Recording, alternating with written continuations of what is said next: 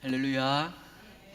오늘도 우리 하나님의 은혜가 또한 우리 성경 파노라마를 통하여서 하나님의 진리의 은혜의 말씀 가운데 거할 수 있는 귀한 시간이 되기를 간절히 소망합니다. 우리 성경 파노라마를 우리가 지금 계속 진행하고 있는데요, 우리 성경 파노라마, 우리 성경을 통하여서 성경의 전체적인 맥을 보고 또한 전체적인 성경을 통해서 말씀하시는 하나님의 뜻이 무엇인지 우리가 성경을 통해서 깨닫기로 원합니다. 우리가 하나님의 뜻을 깨닫고 또한 하나님에 대해서 알기 위해서는 성경이 어떤 것인지, 성경이 무엇인지, 또 성경이 어떻게 기록되어져 있는지 알 때, 또한 우리가 성경을 통해서 하나님의 뜻과 또 하나님께서 우리에게 말씀하시는 그 말씀의 뜻을 우리가 깨닫고 분별할 수가 있습니다. 그래서 우리가 성경 파노라마를 통해서는 성경의 전체적인 맥을 잡고 또한 각 성경 각 권을 통해서 우리에게 말씀하시는 그 말씀이 무엇인지 우리가 깨닫기를 원합니다. 우리 그러면 처음부터 우리 시작을 할 때 우리 먼저 주제가를 불러야 되죠. 우리 성경 파노라마 주제가를 부를 때 먼저 부르기 전에 우리가 전체 틀을 좀 같이 봤으면 좋겠습니다. 이제는 조금 전체적으로 눈에 들어올 거예요. 우리 성경에 전체 한 권으로 되어 있지만 크게 두 가지로 나눠져 있습니다. 구약과 신약으로 나눠져 있습니다. 그래서 구약에서도 구약을 크게 세 부분으로 나눠줘요. 세 부분으로 나눌 때 처음에는 역사서, 그 다음엔 시가서, 그 다음엔 예언서로 나눠지죠. 이 역사서는 이 구약에 예수님이 오시기 전까지의 구약의 역사적인 내용이 기록이 되어 있는 겁니다. 그래서 17권의 성경으로 17권 책으로 역사가 기록이 되어 있습니다. 그리고 시가서는 5권의 책으로 욥기부터 야가까지 5권의 책으로 하나님을 찬양하고 하나님을 인정하고 하나님을 높여드리는 시와 산문과 산문으로 기록되어 있는 책이 이 5가지 시가서로 되어져 있습니다.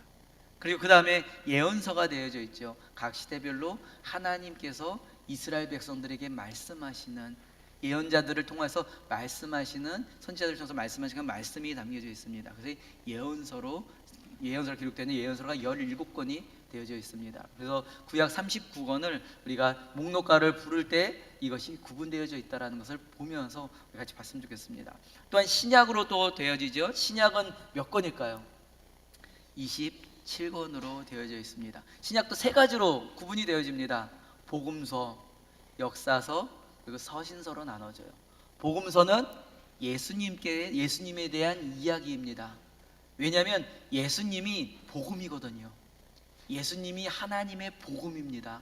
좋은 소식, 모든 인류 가운데 회복시켜 주시고 구원해 주시는 좋은 소식, 이것이 복음이에요. 그래서 성경에서 복음은 예수님입니다. 하나님께서 인간의 모습으로 이 땅에 오신 바로 예수님, 그 예수님이 복음인 것이에요. 그래서 사복음서라고 이야기를 하는데요, 마태, 마가, 누가, 요한, 사복음서가 예수님에 대한 이야기, 복음에 대한 이야기가 기록되어 있어서 복음서다라고 이야기를 합니다.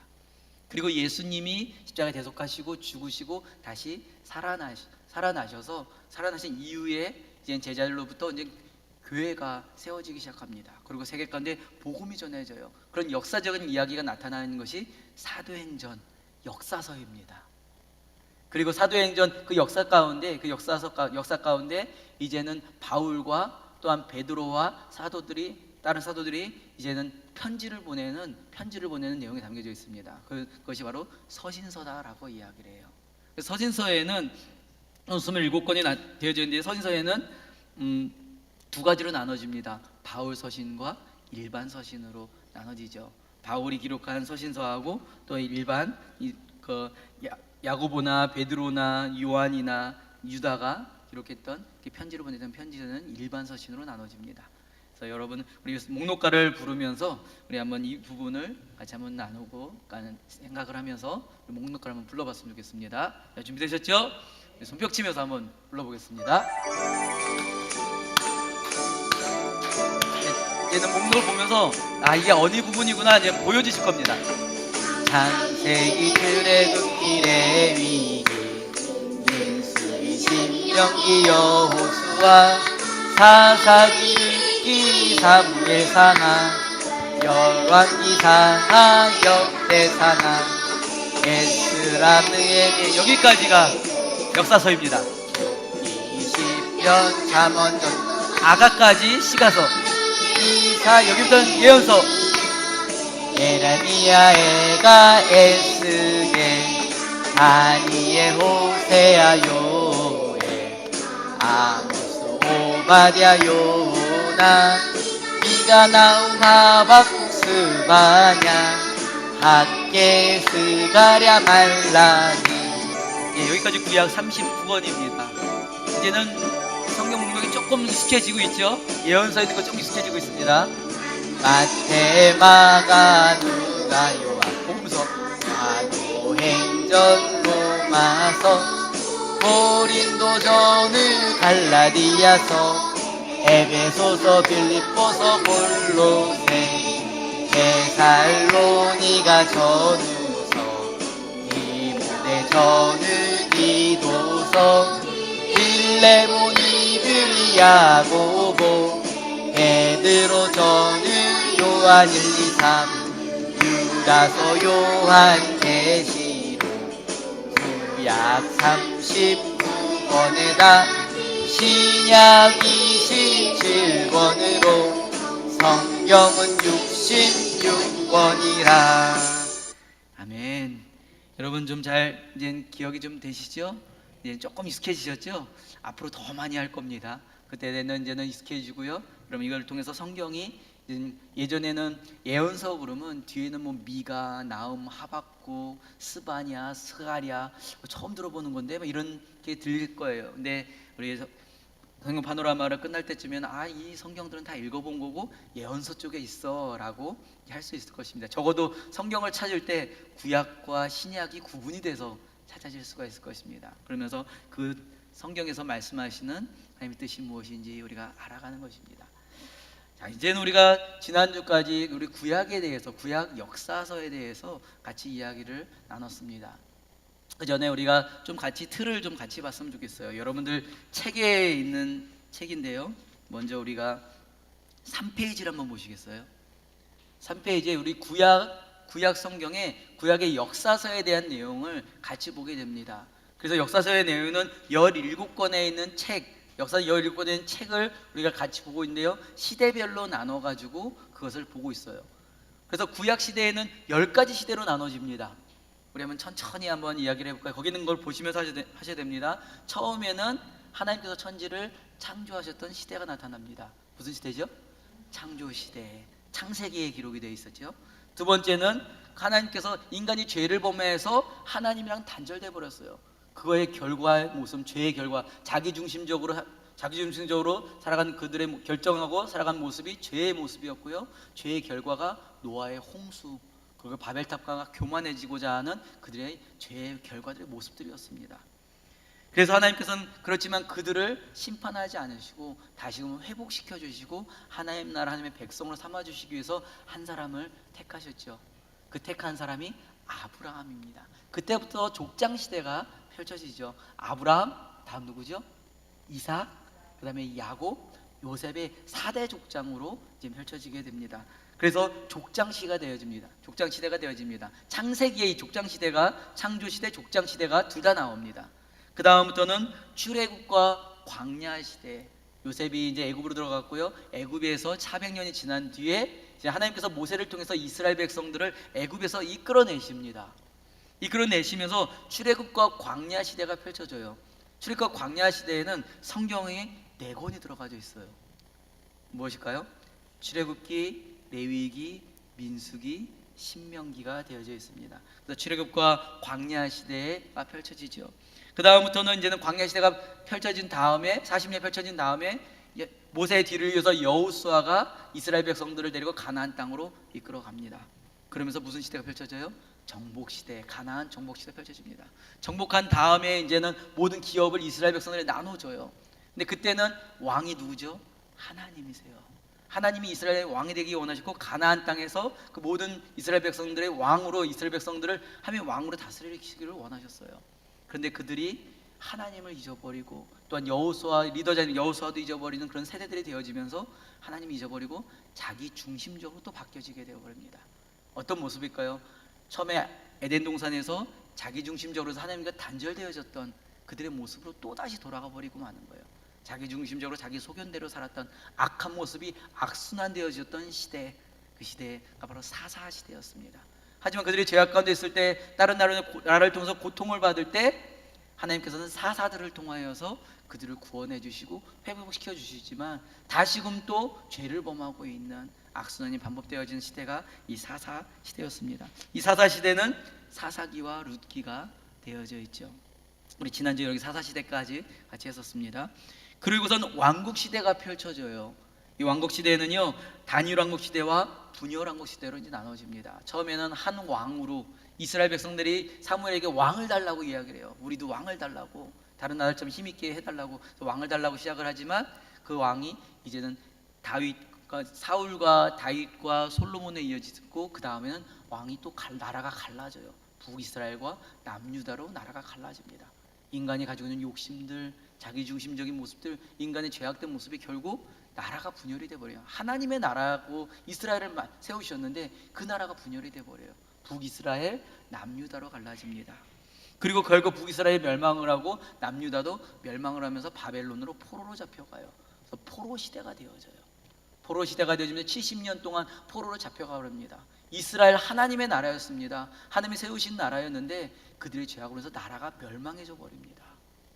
그래서 포로로 잡혀가 버립니다. 하지만 하나님께서 약속을 하십니다. 70년 뒤에 너희들 남은 자들이 돌아오게 할 것이라고. 하나님이 잊지 않고 남은 자들은 돌아오게 할 것이라고 하셔서 70년 뒤에 돌아옵니다. 그래서 포로 귀한 시대가 펼쳐지죠. 이스라엘 땅으로 다시 돌아와서 성전을 만들고 성벽을 쌓고 이스라엘이 다시 재건이 되어져요. 하지만 그들의 죄악된 모습은 또다시 반복되어져요. 하나님을 잊고 하나님을 떠나가 버리고, 결국 하나님께서는 그들에게 말씀하지 않으세요. 400년 동안이요. 말씀하지 않으셨다는 건 선지자들이 없다라는 거예요. 선지자들이 없다는 겁니다. 400년 동안 침묵 시대가 되어집니다. 근데 이 400년 동안은요, 예수님께서 이 땅에 오시는 길을 준비하는 시간입니다. 그 시간이 침묵 시대라고 하고요, 우리 신구약 중간 시대다라고도 이야기를 합니다. 그렇게 해서 우리 구약이 맞춰지게 되는 거예요. 10가지 시대를 통해서 구약의 역사가 맞춰지게 되는 겁니다. 성경의 39권의 내용이 바로 이 내용이 담겨져 있는 것입니다. 그래서 우리가 구약에 대해서 얘는 진행을 하고 있습니다. 우리 그림을 보면서 다시 한번 지난주까지 했던 것들을 우리 정리를 좀 하면서 진행을 하겠습니다. 제가 앞부분을 한 15분 정도 이상을 계속 반복을 해요. 앞부분 했던 걸 계속 반복을 합니다. 그래서 뒤에 나누는 부분은 한 15분 정도밖에 얘기를 하질 않아요. 한 15분에서 20분 정도만. 그래서 우리가 이야기하는, 계속 반복하는 이유는 우리가 전체적인 흐름을 보자라는 겁니다. 전체적인 흐름을 알 때 우리가 인간의, 구약시대에 말씀하시는 인간의 죄악된 모습을 드러나지고 있어요. 계속해서 각 시대마다 반복해서 인간이 자기중심적인 모습으로 해서 죄악으로 하나님이랑 멀어지고 징계를 받는 모습이 반복되어져요. 하지만 여전히 하나님께서는 계속해서 기회를 주세요. 찾아와 주시고 선지자를 통해서 돌아오라라고 말씀하십니다. 회개하라라고, 돌아오라고, 회개하고 하나님께로 돌아오라고 말씀하시는 그런 역사가 구약의 역사입니다. 끝까지 사랑하시면서 돌아오라고 말씀하신 하나님. 그러나 인간이 자기중심적으로 죄를 범하고 또다시 하나님을 떠나가 버리는 인간의 죄악된 모습이 구약에 나타나져 있는 것입니다. 우리 그것을 보면서 진행했으면 좋겠습니다. 자, 우리 같이 먼저 볼 텐데요. 그럼 지도 이제 그려지시나요? 우리 지도 한번 그려볼까요? 우리 구약에 전반적으로 이 가나안 중심으로 되어 있는 이 지도에 있는 대부분의 역사가 이 지도 안에서 이루어집니다. 이 지도 안에서. 자, 한번 보겠습니다. 맨 왼쪽에, 여러분 보시기에 맨 왼쪽에 뱀머리 모양이 있습니다. 그 무슨 바다죠? 지중해가 있습니다. 그 밑에 그물 모양으로 쭉쭉 내려가는 강이 하나 있죠? 나일강이 있습니다. 그 다음에 그 오른쪽으로 뿌이하고 있는 것 같은 모양이 있죠? 거기가 홍해입니다. 그 위쪽으로 풍선이 하나 달려 있어요. 풍선 하나 달려 있고 줄이 하나 내려져 있습니다. 그 풍선 위쪽에 있는 것이 어딜까요? 긴네레 갈릴리 바다라고 하고요, 우리 디베라 바다라고도 얘기를 합니다. 근데 그 물줄기를 따라서 물줄기가 쭉 내려옵니다. 거기를 요단강. 그리고 그 밑에 이제는 바구니 같은 것들이 하나 있는데요, 염의 사해입니다. 그리고 저 우측으로 쭉 가다 보면 그 밑에 아메바 모양 같이 생겼던 바다가 하나 있습니다. 무엇일까요? 페르시아만. 페르시아만에서 한 줄기로 나가다 두 줄기로 이제 갈라지게 되죠. 위쪽으로 올라간 강은요, 티그리스강, 밑으로 내려가는 유프라테스강. 위쪽에는 무엇일까요? 가스피해가 있죠. 이게 구약의 전체적인 이 지도 안에서 이루어지고 있습니다. 그래서 우리가 지난주까지 했던 것들을 우리 잠시 정리를 한번 해보죠. 창세기는 여러분 혹시 그림 그려지시나요? 지금 여러분들 여기서 에덴이 어디쯤 될까요? 에덴, 티그리스강 그 위쪽. 조금 이제 뭐 눈으로 보이죠? 무슨 강 위쪽인데 그러면서 보여져요. 우루는요? 우루, 티그리스강과 유프라테스강 그 밑에 부분 합쳐진 부분이 우루입니다. 혹시 하란이 어딘지 아시나요? 하란은 저 위쪽, 제일 가운데 쪽 위쪽이 하란이고요. 가나안 땅은요, 바로 갈릴리, 지중해와 그 갈릴리 요단강 사이가 가나안 땅. 애굽은 어딘지 아시나요? 저기 나일강 있는데 그쪽 위쪽이 애굽입니다. 이제는 지역을 여러분들 지금 대체적으로 보고 계시는 생각이 들고 이게 나오는 거예요. 이 지역이 창세기에 나오는 지역입니다. 그래서 창세기는요, 4가지 사건이 있습니다. 창조시대 사건, 창조, 인간의 타락, 그리고 홍수, 그리고 바벨탑. 이게 죄악의 결과입니다. 하나님이 나라를 창조하셨지만 이것도 인간의 자기중심적인 모습으로 죄가 들어오고, 노아 홍수와 그리고 바벨탑같이 인간의 교만해진 모습이, 이 모습의 역사의 모습이 나타집니다. 그래서 하나님이 택하셔서 또 택하신 사람이 있습니다. 인간을 회복시키기 위해서 택한 사람 아브라함. 그래서 우리 아브라함 4명의 족장이 나타나죠. 4명의 족장이 나타나면서 아브라함, 이삭, 야곱, 요셉. 그래서 그 야곱이 요단 동편까지 가게 됩니다. 동편까지 가게 되죠. 가게 되고 요단 서편에 있는 가나안까지 가게 되고, 거기서 이삭과 야곱과 요셉까지 거기서 났습니다. 그리고 요셉이 이제 형들에게 팔려서 어디까지 가죠? 애굽으로 가게 됩니다. 끝부분이 애굽까지 가는 곳이죠. 400년 지난 뒤에 이 애굽에서 이제는 모세를 통하여서 이제 이스라엘 백성들이 이끌어 나오죠. 우리 전체적인 거를 봤으면 좋겠어요. 이거는 그림인데 나중에 한번 같이 볼 텐데요. 이게 전체 그림이지만 우리 지난번에 했던 그림을 한번 보면서 한번 보죠. 우리 창세기에 나타나져 있는 이 아브라함과 이삭과 야곱과 요셉. 그래서 요셉이 애굽으로까지 가가지고 이 창세기가 맞춰지게 됩니다. 그리고 이제 출애굽기는 이제 애굽에서 시내산까지 가는 여정을 이야기를 합니다. 혹시 생각나는 것이 있을까요? 출애굽하면서 10가지 무엇이 있었을까요? 10가지 재앙을 통해서 하나님의 살아계심을 보여주셨어요. 그리고 홍해를 건너는 사건이 있죠. 그때 말씀드렸듯이 그 수많은 사람이 홍해를 건너려면 그냥 물 탁 건너는 것이 아니에요. 엄청난 길이에 물이 갈라져야 되고요. 그거를 물이 갈라져서 그 많은 사람들이 지나가려면 많은 시간이 걸린다라는 것이에요. 하나님이 아니고서는 그걸 갈 수가 없다라는 겁니다. 그리고 하나님께서는 그 광야에서도 그들에게 그 많은 사람들을 만나와 메추라기와 물을 통해서 그들에게 하나님을 알게 해주셨습니다. 여러분 9페이지 보면 9페이지에 나와 있습니다. 책 9페이지예요. 같이 보셔도 돼요. 그리고 11페이지네요. 그리고 하나님께서는 이제는 그 시내산에 와서 하나님의 율법과 성막과 제사장 제도를 알려주시면서 하나님이 어떤 분이신지 알려주는 거예요. 이스라엘 백성들에게 하나님을 먼저 보여주시는 거예요. 그래서 출애굽기에는 그런 사건이 나옵니다.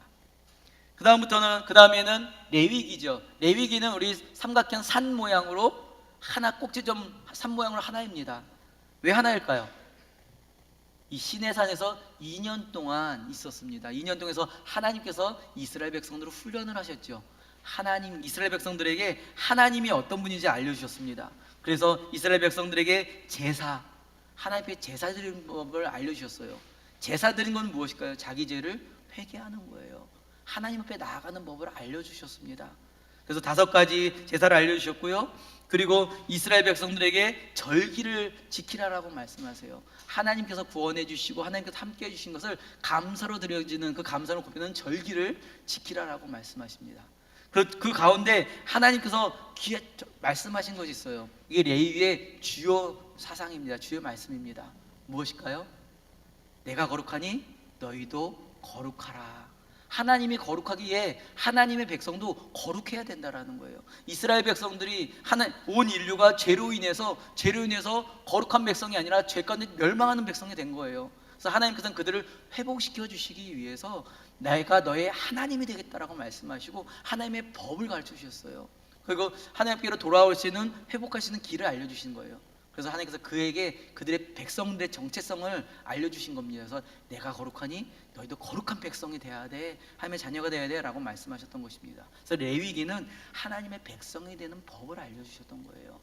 그래서 어쩌면 레위기가 제일 성경 읽다 보면 제일 지루하고 굉장히 많은 법들이 내는 말씀이지만 귀한 하나님과의 언약의 메시지가 담겨져 있는 것입니다. 그 다음에는 우리 민수기이죠. 민수기는 이제 하나님께서는 2년 동안 그 하나님 법을 알려주시고 가나안 땅에 가라라고 말씀하세요. 근데 이들이 가데스바니아에서 정탐꾼을 보냈다가 12명의 정탐꾼에서 10명의 정탐꾼은 가지 맙시다. 우린 눈으로 보이니까는 무서운 사람들입니다. 거기 가면 우린 죽습니다. 우리는 메뚜기와 같습니다. 그러면서 가지 말자 그래요. 근데 두 사람만 그것은 우리의 밥입니다. 갑시다 라고 말하는 사람 두 사람이 있어요. 누굴까요? 여호수아와 갈렙만 갑시다. 우리의 밥입니다. 우리에게 주신 땅입니다 라고 외쳐요. 근데 10명의 정탐꾼의 말을 듣고 이스라엘 사람들이 하나님을 원망하기 시작해요. 그래서 가지 않습니다. 그래서 원망해도 그 하나님을 믿지 않았던 그 불신앙으로 인해서 하나님께서 이스라엘 백성들을 이 광야에서 38년 동안 재훈련을 하세요. 하나님이 어떤 분이신지. 그 전에 출애굽부터 하나님을 보여주셨고 하나님의 기적과 하나님이 함께 하심을 보여주셨고 하나님의 율법을 보여주셨음에도 불구하고 당장 눈앞에 문제가 터지니까, 당장 눈앞에 대적이 있으니까 또다시 이들의 마음 가운데 두려움과 자기중심으로 바뀌어지는 거예요. 하나님을 잊어버리는 거예요. 그래서 이들을 다시금 훈련을 하십니다. 그래서 총 40년 동안 광야 훈련을 하시는 거예요. 광야 훈련을 재훈련을 하십니다. 그래서 애굽에서 나왔던 1세대, 출애굽한 1세대는 광야에서 다 죽어요. 그리고 가나안 땅으로 들어가는 애굽에서 나온 2세대들, 광야에서 태어난 세대들만 가나안 땅으로 들어가게 됩니다. 근데 딱 두 사람만 들어가지요. 가나안 땅. 누굴까요? 여호수아와 갈렙만 가나안 땅으로 들어가지게 됩니다. 그리고 이제는 신명기가 지났고 그 다음에는 민수기 했고요. 우리 신명기죠. 신명기도 또 한 곳에서만, 산에 대한 한 곳에만 점만 하나만 나옵니다. 왜 점이 나올까요? 그곳에서 이 모세가 세 편의 설교를 합니다. 그 비스가 산에서 요단 동편이에요. 그래서 요단 서편 가나안 땅을 바라보면서 모세가 이 이스라엘 백성들에게 세 편의 설교를 합니다. 첫 번째 설교는 어떤 내용일까요?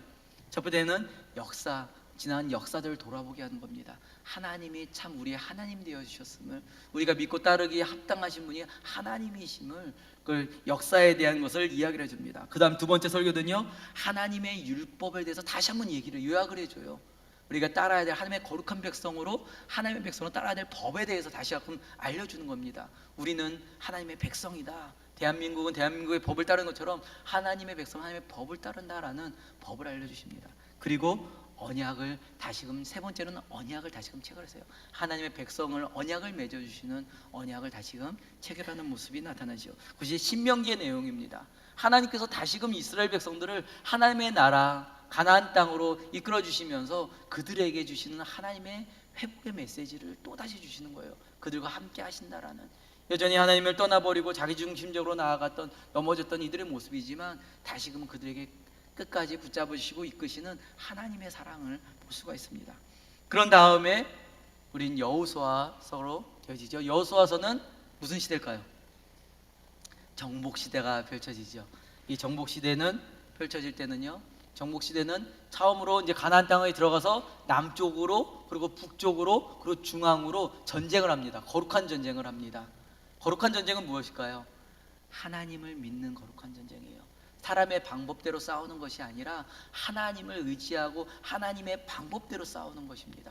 왜요? 이스라엘 백성의 왕은 하나님이시기에 모든 것을 하나님께 맡겨드리고 하나님의 방법대로 전쟁을 합니다. 그랬을 때 그러니까 요단강을 건너는 것도 하나님의 방법대로 요단강을 건너고요. 그리고 여리고성에 싸울 때도 하나님의 방법대로 여리고성을 돌면서 나팔을 불면서 세상의 방법이 아니라 하나님의 방법대로 여리고성에 싸웁니다. 그 외 많은 전쟁 가운데서도 하나님의 방법대로 싸웠을 때 승리를 하게 됩니다. 근데 딱 한 군데만 실패를 하게 되죠.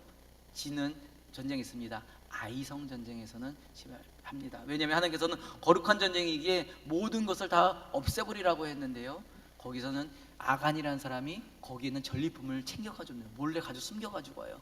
그 죄악으로 인하여서 그 전쟁에서는 패하고 말아버립니다. 하나님의 방법이 아니라 나의 방법으로 싸우고 나의 방법으로 움직이는 것입니다. 이것을 한번 잘 기억해 주세요. 사울 왕이 어떻게 되는지, 이 부분이 이제 사울 왕의 똑같은 죄를 범하고 있습니다. 이런 모습이 이제는 여호수아에서는 하나님의 거룩한 전쟁으로 가나안 땅을 점령을 합니다. 인간의 방법이 아니라 하나님의 방법으로 점령을 하고요, 그 7년 동안 전쟁 가운데 가나안 땅을 정복을 하고 가나안 땅을 이스라엘 백성의 기업으로 나눠줍니다. 한 지파만 기업으로 나눠주질 않아요. 레위 지파요. 레위 지파는요, 제사장 지파이기 때문에요, 각 지파별로 흩어져서 지파에서 예배드리는 지파로 레위 지파만 나눠집니다. 그래서 이 레위 지파가 각 곳곳에 흩어져서 예배하고 제사를 드립니다. 왜 흩어졌을까요? 그들을 통해서 하나님 각 지파 가운데 하나님의 예배하라는 것입니다. 하나님의 중심으로 예배하는 하나님의 나라가 되라는 것이죠. 그래서 여호수아에서는요, 가나안 땅 정복을 하는 내용이 담겨져 있습니다. 그 다음부터는 이제는 여호수아를 모르는 사람 세대가 나타나지고요, 또 자기 중심적으로 변해있던 하나님을 잊어버리는 세대가 되어집니다. 그 시대가 이제 사사 시대가 되어지는데요, 이 사사 시대를 보게 되면요, 이 사사 시대는 악순환의 반복입니다. 죄를 범하고요, 그들의 죄악 가운데, 또한 죄악 가운데 하나님을 잊어버리고 죄악 가운데 있을 때 하나님께서는 그들의 죄악으로서 징계를 하십니다. 이웃 나라를 통해서 그들을 압제시키시죠. 그랬을 때 하나님 앞에 다시금 회개하면서 우리를 구해달라고 요청을 합니다. 그랬을 때 하나님께서는 사사를 통하여서 그들을 구원해 주세요. 그들을 구원해 주셨고, 이 사사는 왕이 아니에요. 하나님이 보내신 하나님의 사람입니다. 그런데 그들은, 사사는 때는 왕의 역할도 하고요, 선지자의 역할을 하고 제사장의 역할도 했습니다. 하지만 그 모든 주권에 계신 분은 하나님이세요. 그리고 그들이 좀 살만하니까 또 죄를 범하고 하나님을 잊어버리는 것이에요. 이런 악순환이 7번 악순환이 돼버리고요, 하나님께서 보내신 사사가 12명의 사사가 나옵니다.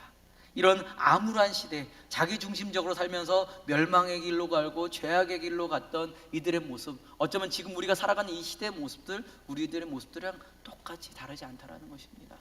악한 모습, 하나님을 떠났던 이들의 인간의 모습을 이 사사 시대에 적나라하게 보여주세요. 하지만 하나님께서는 사사를 통해서 하나님의 백성을 보내주십니다. 사사를 통해서 하나님의 나라를 세워주시고요, 그들을 다시금 회복시켜 주시는, 그들 한결 돌아오게 하시는 하나님의 은혜를 보여주시죠. 그래서 이 사사 시대에 있었던 것이 룻기입니다. 룻기 나오미가 다른 모압 땅으로 가는 이 암울한 시대에 내가 좀 살아보겠다고, 이 힘든 시대에 내가 좀 살아보겠다고 다른 나라에 가서 이방 나라 사람과 같이 살아가고 타협했던 이런 나오미와 이 여인의 모습입니다. 하지만 이 룻이라는 사람은 모압 여인이에요. 나오미라는 유대 여인과 또 그의 자녀와 결혼을 해가지고 이제는 유다로 돌아오게 됩니다. 돌아오게 돼서 이방 여인이지만 이 유대인들, 하나님의 택한 이들을 통하여서 또한 회복이 되어지고 하나님 나라 백성으로 축복받는 백성으로 되어집니다. 또한 이 룻의 자손을 통해서 자손이 다윗이 나오고요, 예수님이 나옵니다. 이방 여인이지만 하나님의 백성을 통하여서 다시금 회복되어지는 모습을 보여줍니다. 이 모습은 이 모든 죄 가운데 있는 모든 이들이 하나님으로 인하여서 회복되어지고 구원되어짐을 보여주십니다. 우리는 죄로 인해서 멸망할 수밖에 없는 그런 존재이지만 하나님께서 우리를 구원해 주시고 그 사랑으로 우리를 회복시켜 주신다라는 하나님의 사랑이 담겨져 있습니다. 그래서 룻기는 그 사사 시대에 나타났던 그런 시대를 이야기를 합니다. 그리고 오늘 우리가 같이 나눌 분은 왕국 시대입니다. 왕국 시대에는요, 세 가지 부분이 좀 통합이 되어져 있습니다. 이 왕국 시대에는 무엇이냐면 바로 단일왕국 시대, 그리고 분열왕국 시대, 그리고 포로 시대까지 이어져요. 포로 시대까지. 왜냐하면 왕이 있을 때, 이스라엘이 아직 멸망되지 않았을 때도 포로로 잡혀가는 상황들이 벌어지고요, 그리고 이 남유다가 있는 동안에도 북이스라엘은 멸망을 하는 일들이 벌어집니다. 그렇기 때문에 이 왕국 시대에는 이 세 가지 시대가 좀 통합이 되어져요. 그러니까 단일 왕국 시대, 분열 왕국 시대, 포로 시대까지 되어지게 됩니다. 왕국 시대의 시작은요, 이제 이스라엘 백성들이 이 사무엘 이스라엘의 마지막 사사입니다. 이 사사인 사무엘에게 자신들도 왕을 달라고 이야기를 합니다. 왕을 달라고 이야기를 해요. 그 이유는 이웃 나라들이 자신들이 사사 시대 동안 계속 압제하고 점령하고 그러다 보니까 힘이 있어 보이는 거예요. 왠지 잘 살아 보이는 거예요. 그래서 자신들에게 왕을 달라고 이야기를 합니다. 다른 나라처럼 힘이 있게 해달라고. 왕을 달라는 것은 무슨 의미일까요? 하나님이 왕이 아니라 세상 사람이 왕이 되겠다라는 거예요. 하나님을 버리겠다는 거예요. 그래서 사무엘이 하나님 앞에서 이야기를 합니다. 저들이 왕을 달라고 이야기를 합니다. 저들이 나를 버렸습니다. 그들을 이끌어가고 있는 사무엘을 향해서 나를 버렸습니다 라고 사무엘이 이야기를 해요. 그런데 사무엘에게 하나님께서 말씀하시죠. 그들이 너를 버린 게 아니라 나를 버린 거다. 내가 왕이 아니라 다른 사람을 왕으로 하는, 또다시 자신들의 중심적으로 자신들이 원하는 대로 자신의 뜻대로 가려고 하는 이들의 모습이다라고 말씀하시는 겁니다. 그렇지만 하나님께서는 그들에게 왕을 세워주세요. 그래서 첫 번째 왕이 사울 왕입니다. 그 40년 동안 이스라엘 통치를 하고요. 그 두 번째 왕이 다윗 왕이에요. 그 40년 동안 또 다윗 왕이 통치를 합니다. 그 다음에 세 번째 왕이 솔로몬 왕입니다. 솔로몬 왕도 40년 동안 통치를 해요. 그러다가 솔로몬 다음 때는 솔로몬이 우상을 섬기는 그런 죄악으로, 영적인 죄악으로 인하여서 그 다음 왕 때는 나라가 갈라지겠다라고 이야기를 합니다. 그리고 그 다음 왕 르호보암 때 북이스라엘과 남유다로 갈라집니다. 10개의 지파가 여로보암이라는 사람을 왕으로 세워가지고 북이스라엘을 만들어요. 10개의 지파가 있었기 때문에 이스라엘의 이름을 가지고 간 거예요. 남쪽은요, 베냐민 지파하고 유다 지파만 두 지파만 나라로 해가지고 예루살렘에 남습니다. 그래서 유다라는 지파의 이름으로 남쪽 유다가 되어지는 겁니다. 그래서 두 나라가 갈라지면서 나라가 분열왕국이 되어지는 것이죠. 분열왕국이 되어졌는데요, 북이스라엘은 여로보암이 왕으로 해서 그 위쪽으로 이제 가게 된 것입니다. 그래서 단하고 베델에다가 이제 산당이랑 다른 것을 만들어 가지고 거기서 예배를 드려요. 원래 예루살렘에 가서 예배를 드려야 되거든요. 근데 거기 남쪽에 유다에 있으니까 예배를 드리러 못 가는 거예요. 가지 말라고 그러는 겁니다. 단하고 베델에다가 산당을 만들어서 거기서 예배를 드리라는 거예요. 하나님이 예배를 드린 것은 예루살렘에 가서 예배를 드렸던 것이거든요. 그러다 보니까는 북이스라엘 쪽에서는 자신의 마음대로 이제 그 남쪽으로 갔다가는 남쪽으로 이제는 마음이 변해질까봐 못 가게 만든 겁니다. 그러다 보니까는 북쪽에서는 자신들의 중심적으로 이제 예배를 막 드리려고 하고 있는 거예요. 온전한 예배가 되어지지 않죠. 그러니까는 북쪽으로 갔던 레위 지파 사람들, 각 지파마다 레위인들이 같이 있었잖아요. 그 레위 지파에는 제사장 레위 지파 사람들이 다 남쪽으로 내려와 버립니다. 그럼 북쪽에 있는 지파들은 어떻게 될까요? 예배를 못 드리는 거예요. 자기 중심적으로 예배를 막 드리는 거예요. 이방 사람들이 드렸던 예배 모양도 가져오고 내가 원했던 예배 모양도 가져오고 자기 중심적으로 예배를 드립니다. 그러므로 그들은 결국 점점 멸망의 길로 갑니다. 그래서 아수르라는 나라를 통해서 가장 강한 나라 아수르 나라를 통해서 멸망을 해버려요. BC 722년에 멸망을 하고요. 이 남유다는요, 그래도 제사장들이 내려왔잖아요. 회개하고 돌이켰다가 또 자기 중심적으로 죄악으로 갔다가 왔다 갔다 하다가 결국 바벨론에 의해서 멸망을 당합니다. 바벨론은요, 이 아수르랑 바벨론 따로 있는 것이 아니라 나중에 이제 제가 신구약 중간 시대 때 한번 이야기를 할 텐데요. 처음 아수르라는 나라는 강대국이 있었는데 바벨론이라는 나라가 이 아수르를 점령을 해버려요. 그래서 아수르가 강대국이 돼버린 겁니다. 그래서 이 바벨론은 이 강대국이 큰 전체를 다스리는 이 바벨론이 이 남유다를 정복을 하는 거예요. 그래서 나중에 그러니까 이 남유다가 바벨론으로 잡혀서 포로로 잡혀가게 됩니다. 3차에 걸쳐서 포로로 잡혀가게 되죠. 그러면서 이제는 포로 시대가 되어집니다. 여기까지 왕국 시대, 그 안에 세 부분 나눠진다면 단열왕국 시대, 분열왕국 시대, 그리고 포로 시대까지 되어지는 것입니다. 이 시대에 되어지는 성경이 무엇이 있을까요? 이 사사기 룻기까지 했었죠. 그 다음에 사무엘 상하, 열왕기 상하, 역대 상하, 6권의 성경이 이 왕정 시대에 기록이 되어져 있는 것입니다. 그래서 우리 오늘 사무엘 상하를 또 같이 한번 봤으면 좋겠어요. 사무엘 상은요, 우리 사무엘 상은요, 이 사무엘과 사울에 대한 이야기입니다. 아직까지 왕이 없었을 때, 처음에 사무엘의 시작은요, 아직까지 왕이 없었을 때 이제 사무엘이라는 사람이 보여지게 됩니다. 하나님께서 이 사무엘의 엄마 한나를 통해서, 한나의 기도를 통해서 사무엘이 나오고요, 이 사무엘이 하나님 앞에 맡김받은 사람으로 하나님께서 사무엘을 이스라엘의 사사로 세우십니다. 그래서 이스라엘을 다스리고 이스라엘을 이끌어간 사람들이 사무엘이었습니다. 근데 하나님께서 이스라엘 백성들이 왕을 달라고 이야기를 합니다. 왕을 달라고 이야기를 해서 첫 번째 세워진 왕이 이 사울 왕이었습니다.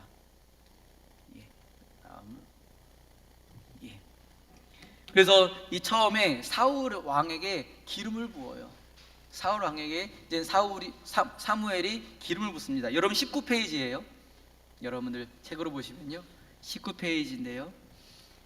하나님의 뜻 가운데 또한 하나님께서 허락해 주셔서 첫 번째 왕으로 세운 사람이 사울입니다. 이 사울은요, 이 준수한 소년이었다라고 그래요. 그리고 처음에 예언하는 사람이었다라고 합니다. 하나님 앞에 세워졌던 사람이에요. 그래서 이 사울을 왕으로 세웁니다. 키도 사람보다 머리 하나는 더 클 정도로 큰 사람입니다. 처음에 하나님을 따랐지만 결국 이 사울은 자기중심적으로 바뀌어져 버립니다. 이 사울의 모습은, 사울은 자기중심적으로 하면서 하나님 중심이 아니라 자기중심적으로 나라를 이끌어가고 있습니다.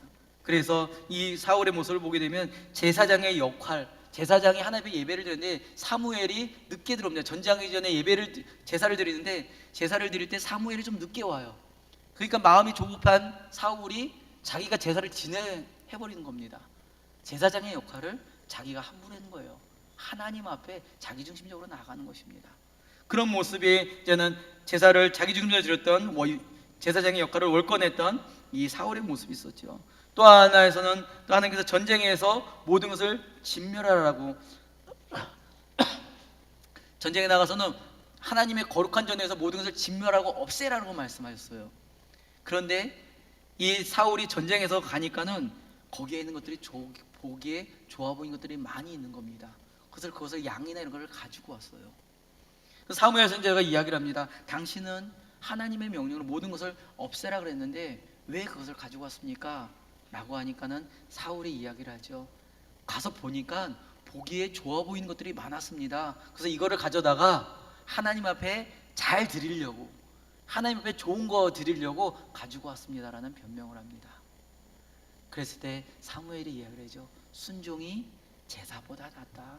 수많은 제사를 다 갖다고 좋은 걸 갖다 드리는 것보다 하나님의 말씀에 순종하는 것이, 하나님의 말씀, 하나님의 중심으로 있는 것이 더 바르다라고 말씀하시는 겁니다. 하나님이 양이 필요한 것이 아니고요, 재물이 필요한 분이 아니에요.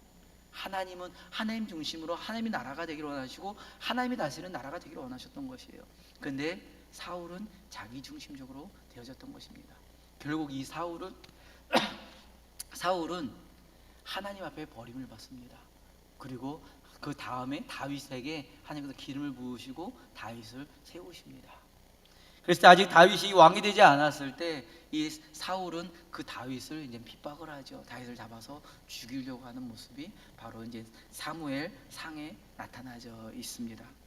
그래서 사무엘 상을 보게 되면요, 우리 두 가지 사무엘과 이 사울의 비교를 할 수가 있어요. 사무엘 때는 사무엘 1장과 8장까지는 사무엘이 나오는데요, 신정입니다. 하나님이 다스리시는, 하나님이 왕이 되신 나라였어요. 그리고 사사를 통해서 하나님께서 다스리시는 나라였습니다. 그리고 하나님께 복종을 하고요, 하나님 앞에 나아갔던 그런 시대였습니다. 그런데 사람들이 거부를 하죠. 사람들이 거부를 합니다. 그리고 9장부터 31장까지는 사무엘상에서는 이 사울이 왕이 세워지는데요, 그다음부터 왕정 체대로 됩니다. 왕이 이스라엘 다스리죠. 사람이 다스리는 겁니다. 자기중심적으로 자기 욕심으로 자기의 힘으로 하려다 보니까는 치우치게 되어지는 것이죠. 그래서 왕이 되셨고요, 자기 중심 자기 의지로 되어져 버렸던 오히려 하나님을 거부하고 있는 이들의 모습이 사무엘상에 나타나지는 것입니다. 그래서 단일왕국 시대의 사무엘상은 사무엘과 사울에 대한 이야기가 나옵니다. 그 다음에는 사무엘 하 성경에 나오죠. 사무엘 하 성경은요, 다윗에 대한 이야기입니다. 이스라엘의 가장 정직한 왕 다윗에 대한 이야기가 나옵니다. 그래서 다윗이 40년 동안 이스라엘을 다스렸던 이야기가 나오는데요. 근데 이 사무엘 하는요, 이 모든 역사적인 내용이 다 나타나져 있어요. 하나님 앞에 합한 왕이었지만 그의 연약함과 자기중심적인 모습뿐만 아니라 그것을 통해서 하나님의 징계를 받았던 이 다윗의 모습도 역력히 다 기록이 되어져 있습니다. 그래서 사무엘 하를 보게 되면요, 이 다윗이 이스라엘의 왕이 되어집니다. 사울이 이제는 전쟁에 나가서 죽게 되고요, 다윗이 이스라엘의 왕이 됩니다. 그래서 1장부터 10장까지 보게 되면 이 다윗이 이스라엘을 다스리면서 이스라엘이 강한 나라가 되어집니다. 고대 근동에서 아주 힘있고 강한 나라가 되어지고 나라도 부강해집니다. 잃어버렸던 땅들도 다 다시 되찾아오고요, 나라가 굉장히 부강해지기 시작합니다. 그래서 1장부터 10장까지는 그런 모양이, 그렇게 이스라엘이 더 부강해지고 하나님 앞에 합한 모습이 나타나져요. 정직하게 하나님 앞에 서 있던 왕이 되어졌을 때 하나님께서 그를 통하여서 이스라엘을 부강하게 다스리시는 모습을 보게 됩니다. 그런데요, 사무엘하 13장부터 보게 되면 이스라엘이 점점 멸망해지는 모습들이 보여져요. 정복한 땅들을 도로 빼앗기고요, 아들 압살롬이 반란을 일으켜가지고 이 다윗이 쫓아나요. 아들이 반란을 일으켜서 이 다윗이 도망을 가버려요. 그런 일이 벌어지고요, 그러니까 아들이 아버지의 후궁과 동침하는 일들이 벌어져요. 어떻게 보면 어머니하고 자식들이 동침을 하는 이런 일들이 막 벌어지기 시작합니다. 근데 왜 이런 일들이 벌어졌을까요? 이 전에는 하나님 앞에 축복받았고 하나님 쓰임받고 나라가 부강했는데 13장 이후부터는 멸망하는 모습이 나타나고요, 아들이 반란을 일으키고 다윗이 도망자가 되어지고 아주 폐륜적인 일들이 막 벌어져요. 왜 그런 일들이 벌어질까요? 그 11장과 12장에 다윗의 범죄가 나타나요. 그것은 바세바라는 여인을 이 다윗이 취합니다. 우리아라는 장군의 아내예요. 그런데 다른 남자의 아내를 이 다윗이 여인을 취합니다. 그러므로 인해서 하나님 앞에 징계를 받습니다. 물론 하나님 앞에 회개를 하고 하나님 앞에 돌이켰지만 그의 잘못에 대한 대가, 왕으로 세움받은 사람이고요, 하나님 앞에 세움받은 사람인데 잘못에 대한 대가를 하나님께서 치르게 하십니다. 그래서 그 뒤에 이스라엘이 그런 대가를 치르면서 다윗도 많은 어려움과 고난을 당하는 모습도 보여지게 됩니다. 이것을 통해서 하나님께서는 하나님의 합한 왕을 통하여서 하나님께서는 그 나라를 부강하게 하시고 축복을 하시지만 하나님은 죄를 싫어하신다라는 것입니다. 자기중심적으로 되어졌을 때 범죄하고 말아요. 자기중심적으로 되어졌을 때 하나님이랑 떨어지고 말아버립니다. 그에 대한 결국은 멸망일 수밖에 없어요. 이스라엘 나라가 다윗이 하나님의 합한 왕이 되어졌을 때 이 나라를 축복하시고 하나님께서 부강하게 하셨지만 이 다윗이 자기중심적으로 되어졌을 때 이 나라가 또다시 멸망할 수밖에 없다라는 것을 하나님께서는 역력히 보여주십니다. 그리고 이 뒤에 나타났던 그런 왕들의 역사도 또다시 똑같은 것이 반복되는 역사가 나타납니다. 그래서 이 다윗이 그 뒤로 이어지는 왕이 이제는 열왕기 상하가 솔로몬에 대한 이야기입니다. 열왕기 상은 솔로몬의 열왕기상 1장부터 11장까지 솔로몬에 대해서 이야기합니다. 다윗의 뒤를 이어서 이 솔로몬이 왕이 됩니다. 근데 처음엔 솔로몬은 하나님 앞에 합한 왕이었어요. 하나님 앞에 정직한 왕이었습니다. 그래서 하나님 앞에 천번의 제사를 드리면서 하나님의 뜻 가운데 나아갔던 왕이 솔로몬 왕이었어요. 그래서 하나님께서는 솔로몬 왕이 됐을 때 나라를 더 부강하게 하셨습니다. 다른 나라 왕들이 와가지고 절할 정도로 나라가 강대국으로 만들어 주셨어요. 그 부강한 나라였습니다. 그래서 다른 나라 하나님의 지혜가 있어서 그 지혜 가운데 다른 나라들이 그 지혜를 배우러 오기도 하고 그랬습니다. 그런데 부강해지고 다른 사람들이 강해지다 보니까 솔로몬도 교만해지기 시작합니다. 그래서 이웃 나라들과 정략 결혼을 하기 시작하고요, 이웃 나라들의 우상을 가지고 오기 시작해요. 우상을 가져와서 이스라엘 백성들을 우상을 섬기게 합니다. 우상을 섬기는 것을 허용을 해줬다라는 거예요. 처음에는 하나님 앞에 합한 왕으로 축복받고 하나님의 나라를 다스렸던 왕이었는데 또다시 자기중심적이 되어지니까는 우상과 타협해버리는 거예요. 그뿐만 아니라 자기 민족 백성들에게 우상까지 섬기게 만들었다라는 겁니다. 그래서 하나님께서는 이스라엘 백성들에게 그들의 솔로몬에게 이야기합니다. 너의 아버지 다윗을 보고서라도 그의 정직함과 그의 온전함을 보고서라도 너 때에는 이스라엘은 분열시키지 않겠다. 하지만 너가 우상을 섬기고 죄악 가운데 범했던 너의 자기중심적인 너의 모습들, 우상을 섬겼던 모습으로 인하여서 너의 다음 왕 때는 이스라엘이 갈라지겠다라고 징계를 말씀하신 것입니다. 그래서 솔로몬 때는 이스라엘이 갈라지진 않아요. 근데 그 다음 왕 때, 그것이 열왕기상 12장부터 되어지는데요. 그 다음 왕 때 르호보암이 왕이 됩니다. 그 르호보암 왕 때는 이제 나라가 갈라져요. 갈라지는 이유가 처음에 르호보암이 왕이 됐을 때는 다윗 때부터 또한 솔로몬 때부터 그를 섬기던 신하들이 있어요. 그러니까 연로했던 신하들은 이 백성들이 지금 고통 가운데 있고 또 솔로몬 때 성전을 짓고 또 솔로몬 때 왕궁을 짓다 보니까 많은 노동을 많이 했어요. 그러다 보니까 국민들의 인심을 잃어가고 있던 거예요. 고통 가운데 있다는 겁니다.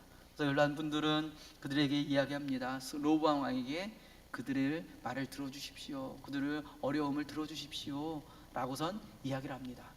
그런데 이 르호보암과 같이 자란 젊은 신하들이 있어요. 그 신하들이 이야기를 합니다. 안 됩니다. 풀어줬다가는 저 사람들이 당신 머리끝까지 올라올 수도 있습니다. 저 사람들에게 더 강하게 해야 됩니다. 노동도 더 많이 하고 새도 더 많이 거둬야 되고 그들을 더 강하게 해야 됩니다 라고 이야기를 합니다. 근데 이 르호보암은 젊은 사람들의 말을 들어요. 그래서 정치적으로 젊은 사람 말 들어서 사람들 더 노동도 힘들게 하고 더 고통을 주게 합니다. 정치적으로 봤을 때는 그런 것으로 인해서 나라가 이제 분열 모양을 갖게 됩니다. 하지만 영적인 모습으로는 그 왕의 우상을 섬겼던 그들의 모습에 징계를 당하게 됩니다. 그래서 10개의 지파가 여로보암이라는 사람을 왕으로 삼아서 북쪽에다가 나라를 세웁니다. 그래서 북이스라엘로 세워지는 것이죠. 북이스라엘로 세워집니다. 그래서 이제 북이스라엘로 세워지고요. 그리고 유다 지파와 베냐민 지파가 남쪽에 유다라는 지파로 세워집니다. 그러면서 열왕기 하 성경에 이제는 갈라진 나라가 이제 세워지는 것입니다. 열왕기 하에는 이 갈라진 북이스라엘과 남유다에 대해서 이제 이야기가 되어지는 것이죠. 그래서 열왕기 하를 보게 되면요, 열왕기 하에 보게 되면 북이스라엘의 모습이 나타납니다. 아까 말씀드렸죠. 북이스라엘은 북쪽에서 나라가 세워졌는데요, 단과 베달에다가 산당을 만들어서 거기서 예배를 드리라는 거예요. 원래 예루살렘에서 예배를 드렸었는데 거기서 예배를 드리면 또 그들의 마음이 흔들릴까봐 가지 말고 우리 단이랑 베델에서 제사를 드리라는 겁니다. 근데 거기에다가 금송아지를 만들어 가지고 거기다 제사를 드리라는 거예요. 하나님 앞에 드려지는 것이 아니라 금송아지, 눈에 보이는 그런 금송아지를 만들어서 거기서 예배를 드리라는 겁니다. 그 모습을 보니까는 제사장들과 레위인들을 보면 하나님 앞에 드리는 예배가 아닌 거예요. 그랬을 때 그들의 레위인들이 다 남유다로 내려와 버립니다. 남유다로 내려왔을 때 북이스라엘은 계속해서 그런 우상을 섬기기 시작합니다. 자기 중심대로 자기 마음대로 예배드리고 점점 멸망의 길로 가죠. 결국 북쪽으로 나눠지고 분열된 이후로 208년이 됐을 때 이 북이스라엘은 아수르에 의해서 멸망을 당해버립니다. 북이스라엘에서 멸망을 당하죠. 멸망을 당하면서 이 아수르한 족은요, 아주 사악한 포악한 그런 족속입니다. 그래서 민족 말살을 시키는 종족이에요. 그래서 점령한 나라들은요, 다른 나라들과 결혼을 시켜버립니다. 그래서 민족을 없애서 혼혈족을 만들어 버리는 거예요. 그 민족을 없애버리는 거예요. 그래서 북이스라엘은 아수르가 점령을 하면서 다른 나라와 결혼을 시켜서 혼혈족을 만들었습니다. 나중에 우리 신약에 보면 사마리아 사람들이 나와요. 그래서 이스라엘 사람들이, 유다 사람들이 사마리아를 싫어하는 사람들이 너네들은 혼혈족이야. 그래서 너희는 개와 같아. 너희는 우리의 전통 이스라엘 사람이 아니야. 그래서 이 사마리아 사람들을 싫어하는 거예요. 어쩌면 이방 사람들보다 더 싫어해요. 그래서 사마리아 사람을 싫어했고 사마리아를 피해가고 사마리아 사람만 만나지도 않으려고 했던 이유가 바로 이 역사적인 사건이 있었던 것입니다. 그래서 북이스라엘이 아수르로 멸망을 하면서 이 아수르가 북이스라엘을 혼혈족을 만들어 버린 거예요. 그러면서 이 북이스라엘은 멸망의 길로 가게 됩니다. 그리고 남유다는요 또 여러 가지 이제 19명의 왕이 있었고요, 또 한 명의 여왕도 있었습니다. 이 남유다를 다스리는데요, 이 다스리는 가운데 처음에는 선한 왕들도 나타나시게 돼요. 그래서 다시금 개혁을 하고 한 게 돌아가지만 또 다시 악한 왕이 생겨지게 됩니다. 그래서 특히 북쪽에서는 아합 왕이라는 우상을 섬겼던 왕이랑 정략 결혼을 하면서 이 남유다에도 우상을 또 가져오기 시작해요. 우상을 하면서 우상을 섬기는 나라가 되어지기 시작합니다. 그리고 결국 이 8명의 선한 왕이 있었음에도 불구하고, 개혁을 했음에도 불구하고 이 남유다는 300여 년의 그런 시간을 거쳐서 나라가 진행이 되다가 결국 바벨론에 의해서 멸망을 당합니다. 그래서 3차에 거쳐서 바벨론을 포로로 잡혀가요. 나라가 아직 살아 있을 때 포로로 잡혀간대요. 바벨론을 포로로 3차에 거쳐서 잡혀가게 됩니다. 잡혀가는데 이스라엘의 멸망의 시점을 봤을 때는 처음에 잡혀갔을 때 이스라엘 멸망한 것이 아니라 성전을 무너뜨립니다. 하나님 앞에 예배드리는 예루살렘의 성전을 바벨론에서 다 무너뜨려요. 그랬을 때 이스라엘은 하나님의 성전이 무너진 시점을 멸망의 시점으로 봅니다. 그래서 이스라엘이 이제 멸망을 하게 됩니다. 그러면서 포로 시대가 펼쳐지게 되죠. 이 열왕기 왕정 시대의 모습을 보게 되면 하나님께서는 그들과 함께 하나님의 말씀을 주셨어요. 근데 그들의 죄악된 모습은 결국 자기 중심적으로 바뀌었다라는 것입니다. 하나님께서 그들에게 하나님을 바라보며 하나님과 동행하며 하나님의 백성으로 살아갈 때는 하나님께서 그들에게 축복과 은혜와 하나님의 모든 기적과 이적을 다 보여주셨는데, 그들이 자기 중심적으로 변해졌을 때, 그들이 자기 생각과 자기 마음대로 되어졌을 때는 결국 그들이 심판이 이루어질 수밖에 없음을, 또한 그들의 행함으로 인해서 또한 하나님과 단절되어지고 그들의 모습은 포로로 잡혀가, 나라가 멸망하고 포로로 잡혀가지는 그들의 모습들을 보게 됩니다. 이 구약의 이스라엘의 역사를 보게 되죠. 그들의 인간의 악한 모습의 순환의 모습을 보게 됩니다. 처음에 하나님께서 천지를 창조하셨을 때 그 아름다운 하나님의 나라의 모습을 자기중심적인 모습으로 해서 죄를 범했던 아담과 하와가 가졌던 죄의 결과의 모습들이 계속해서 이어지고 있다는 것입니다. 죄의 결과의 모습은 결국 하나님을 떠나서 하나님의 나라, 하나님의 은혜를 누리지 못하고 자꾸 세상을 바라보게 합니다. 자꾸 죄악된 것을 바라보게 하고 내 중심적으로 바라봄으로 인하여서 결국 그들은 하나님의 나라, 하나님의 축복을 누리지 못하는, 하나님의 은혜를 누리지 못하는 그런 백성으로 되어지는 모습들을 보게 되죠. 그래서 구약의 역사는 바로 이들의 역사를 통해서 하나님께서 인간들의 죄악의 모습들을 낱낱이 보여주고 계세요.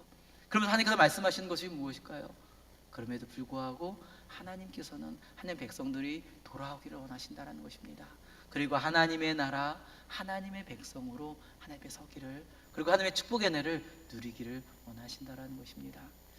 우리가 그 은혜를, 하나님의 축복의 은혜를 누리면서 하나님의 축복의 은혜 가운데 하나님의 나라, 하나님을 바라볼 수 있는 내중심적인 모습이 아니라 하나님, 우리를 끝까지 사랑해 주시고 구원해 주시기를 원하시는 하나님을 바라보며 나아가기를 바랍니다. 오늘은 우리 역대 성경 파노라마의 우리 역대 왕정 시대 열왕기 하까지 우리 말씀을 같이 나눴습니다. 우리 다음 주에는 우리 역대 상하부터 진행이 될 텐데요. 우리 역대 상하까지는 우리 포로 시대가 되어집니다. 포로 시대가 되어지는데요. 역대 상하는 시대가 조금 다른, 쓴 시점이 다른 것입니다. 그래서 다음 주에는 좀 비교를 하면서 하나님께서 왜 역대 상하를 또 기록해 하셨는가라고 말씀을 또 나누고자 합니다. 우리가 오늘 성경을 통해서 성경의 역사를 같이 보는데요. 때로는 왜 이스라엘 역사지? 왜 다른 나라 역사지? 라고 생각이 들 수도 있습니다. 근데 이스라엘 역사가 아니라 인류의 역사인 것입니다. 하나님의 택한 하나님의 백성들이 죄악으로 갔던, 그래서 하나님의 은혜를 누리지 못한 모든 역사를 우리가 보여주실 때 하나님께서는 이것을 통하여서, 이 성경을 통하여서, 성경의 역사를 통해서 다시금 하나님을 바라보라라고 말씀하십니다.